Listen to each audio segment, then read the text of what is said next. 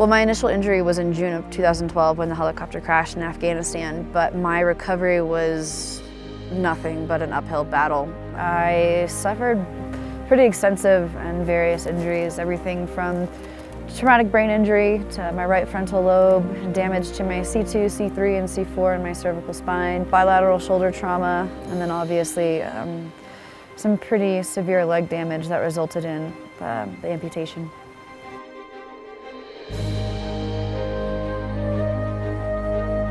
Two months after I had just lost my leg above the knee, which is a devastating blow for me, good old Mark reached out to me and asked me if I had any interest in mountains. And it was an ironic time because I had just been daydreaming about Denali, and he pitched this crazy idea and said, "How do you feel about, meeting the Heroes Project?" And I was interested.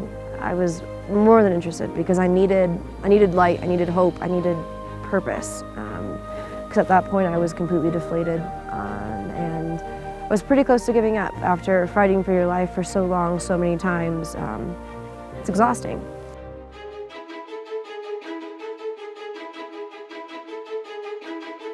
Carstensz is a totally different type of mountaineering. I mean, in my perspective, it's more climbing.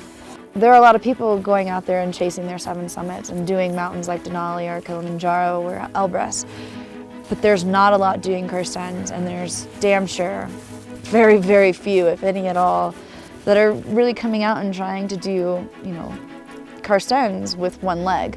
And that was kind of the selling point, was that I was going to be able to go out and show the world that you can do whatever it is that you get your heart set on. Hey, you got this. I do got this. All right, train for this. Physically, I'm doing things that people with 2 legs won't even attempt. And obviously, with lack of limb, put your body through some pretty treacherous stuff. Definitely bumps and bruises, and blood, sweat, and tears have gone into this at this point for me.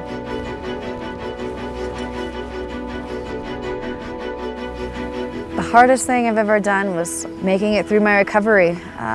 Has definitely been quite the struggle, trying to get back to the Kirstie that I once knew. It was a challenge mentally, physically, emotionally. People often think that the physical aspects are the hardest, but it's not necessarily the case.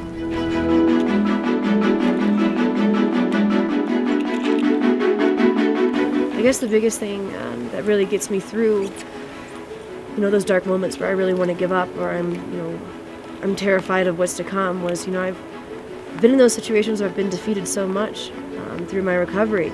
It's been an uphill battle, and I wasn't willing to feel that defeat again. And even more so, there's a lot of people in the cabin overhead that never made it home.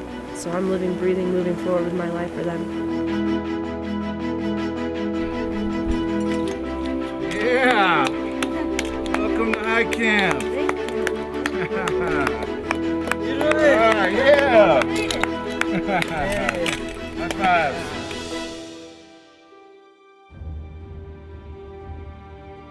So we were socked in, a lot of snow, and the stoves have not been turned on. So we're going to be here for a while, so get cozy. Copy?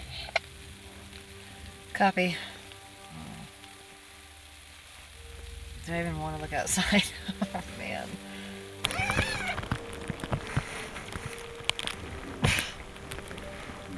Oh, I definitely didn't train for this type of weather. I've trained for wet, and I've trained for heat, but definitely not trained in the snow yet. Rock climbing in the snow is definitely another first for me. Yeah, I'm pretty damn excited. Right now, I gotta get the gears going, and it's cold and snowing, and everything's damp, and I had a little bit of a slow start this morning, so I'm trying to get my wits about me. I feel a little discombobulated right now, a little nervous. Obviously, the higher we get, the colder it's going to be. My fingers are crossed for no ice and no snow up there, but otherwise, just going to have to suck it up and get it done.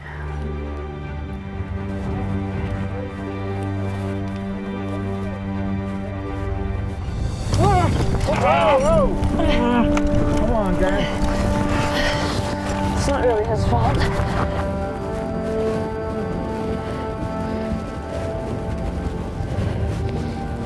One of the other big challenges on Carstensz is the Tyrolean traverse. Basically, where they suspend a fixed line that crosses a gap between two features.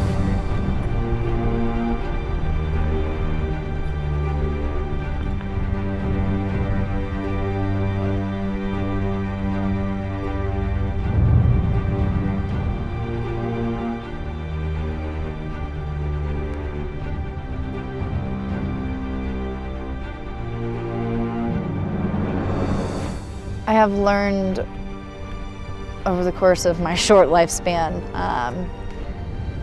that while the summits are great, it's really about the journey and what it's taken out of you to get to the point that you're at.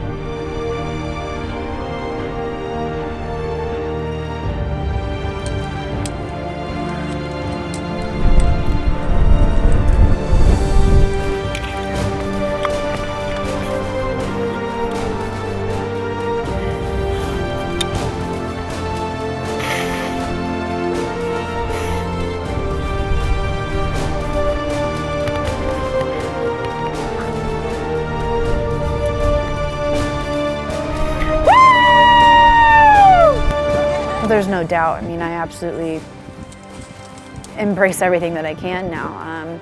It's been a blessing and a curse. I've been down a really rough road for someone that's 26 years old, but like looking back on everything, I wouldn't be doing the things that I'm doing had such terrible things not happened. You know, realistically, I'd be sitting back in Afghanistan or Syria. Or I look at where I am now, and I think I have the potential to help a lot more people. You know, I'm on a platform now where I think I can reach a lot of people to be able to motivate them to, I don't know, chase their summit.